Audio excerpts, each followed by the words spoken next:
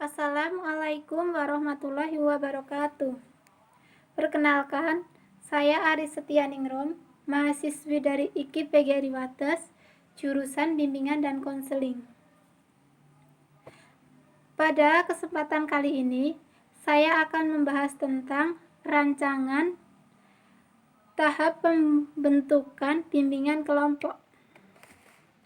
Pada tahap ini, seorang pemimpin kelompok mengumpulkan sejumlah individu untuk menjadi anggota kelompoknya yang berasal dari kelas yang berbeda, tidak harus sama. Pada tahap ini, seorang pemimpin kelompok harus benar-benar pintar dan aktif dalam membuat ide yang sekiranya itu membuat para calon anggota mau mengikuti bimbingan kelompok tersebut. Misalnya, dengan memberikan edukasi tentang bimbingan kelompok, bisa memberikan pengumuman tentang diadakannya bimbingan kelompok. Misalnya pengumuman lewat media sosial ataupun lewat poster, lewat brosur, dan sebagainya. Dan itu benar-benar dibuat semenarik mungkin supaya para calon anggota kelompok mau mengikuti bimbingan kelompok. Nah, setelah para calon anggota kelompok tertarik dan mau mengikuti bimbingan kelompok tersebut, maka calon anggota kelompok dan pemimpin kelompok itu menyepakati pertemuan pertama mereka untuk melakukan bimbingan kelompok tersebut. Setelah dipastikan anggota kelompok mendapatkan pengarahan dari pemimpin kelompok agar siap mengembangkan dinamika kelompok dan mencapai tujuan bersama.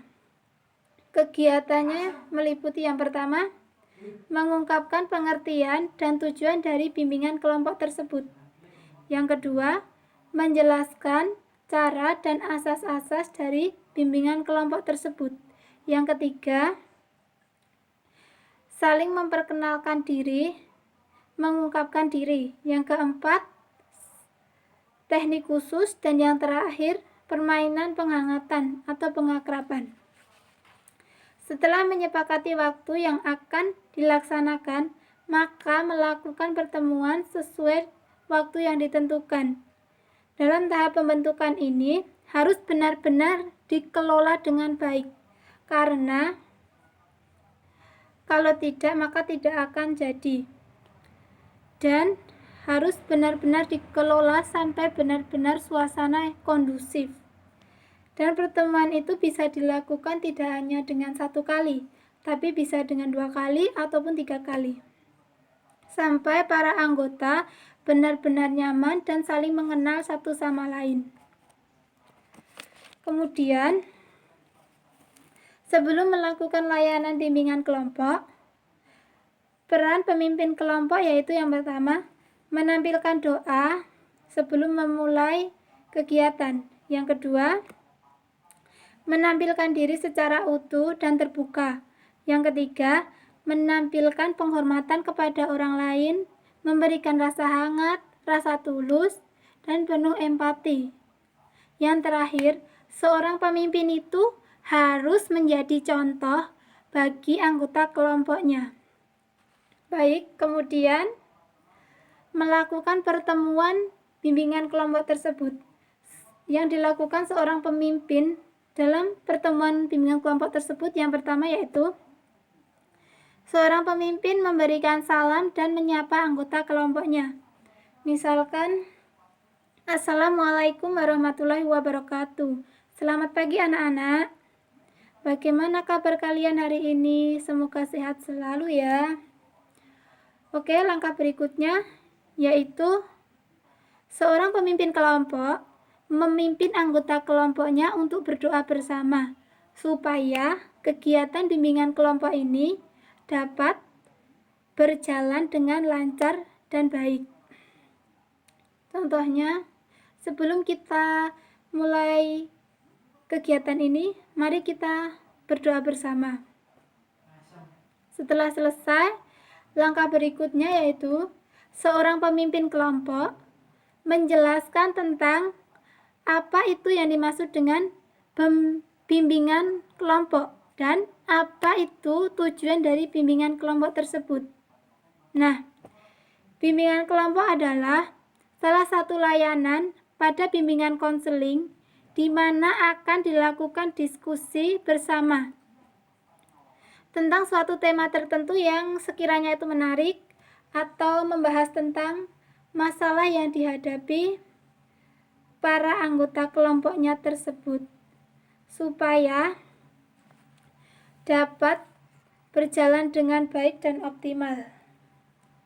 Lalu tujuan dari bimbingan kelompok yaitu yang pertama, supaya berkembangnya sosialisasi siswa, khususnya kemampuan komunikasi siswa pada kelompok lain. Tujuan yang lain yaitu memecahkan masalah yang dihadapi para anggota kelompok tersebut. Kemudian, langkah berikutnya yaitu seorang pemimpin kelompok menyampaikan asas bimbingan kelompok. Dalam asas ini ada beberapa macam asas. Asas kerahasiaan, asas kesukarelaan, dan asas-asas yang lain. Asas kerahasiaan yaitu seorang anggota kelompok dan pemimpin kelompok berusaha sebisa mungkin untuk menjaga rahasia yang ada pada bimbingan kelompok tersebut. Tidak boleh membeberkan aib yang ada dalam kelompok bimbingan kelompok tersebut.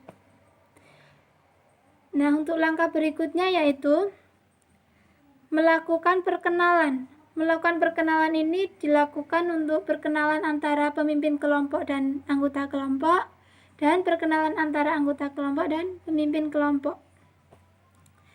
Dilakukan perkenalan supaya anggota kelompok dengan pemimpin kelompok ataupun anggota kelompok satu dengan yang lain itu saling mengenal, saling akrab, tidak canggung lagi antara satu dengan yang lain, dan bisa menghargai antara satu orang dengan yang lainnya. Pada perkenalan ini biasanya menggunakan teknik khusus. Nah, saya akan mencontohkan teknik khususnya yaitu tepuk pramuka. Misalnya, seorang pemimpin kelompok tersebut menyuruh anggota kelompok untuk tepuk pramuka. Nah, setelah tepuk pramuka, maka setiap siswa tersebut melakukan perkenalan, mengenalkan nama mereka dengan hobi mereka, ataupun mengenalkan nama mereka dengan mata pelajaran yang mereka sukai, ataupun dengan apapun itu. Dan itu dilakukan berulang-ulang sampai anggota kelompok yang terakhir. Baiklah, kemudian langkah terakhir yaitu memilih permainan pengakraban atau penghangatan, yaitu menggunakan permainan tradisional.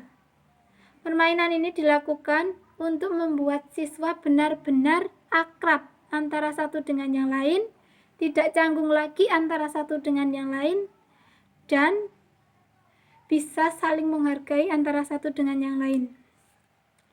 Karena menggunakan permainan tradisional, maka pemimpin kelompok harus memilih permainan tradisional yang sekiranya itu para anggota kelompok mengetahui dan mengerti dengan permainan itu. Misalnya seperti tebak kata, atau bisa juga dengan tangkap tangan yang diberi aba-aba oleh pemimpin kelompoknya. Nah, permainan ini harus dilakukan secara berulang-ulang sampai benar-benar anggota kelompoknya itu akrab antara satu dengan yang lain, dan sampai mereka benar-benar siap untuk melanjutkan ke tahap berikutnya. Baiklah, sampai di sini terlebih dahulu materi tentang pembentukan bimbingan kelompok yang dapat saya sampaikan. Saya pribadi mohon maaf apabila banyak salah kata yang saya ucapkan, baik yang saya sengaja ataupun yang tidak saya sengaja. Sekian dari saya dan terima kasih. Wassalamualaikum warahmatullahi wabarakatuh.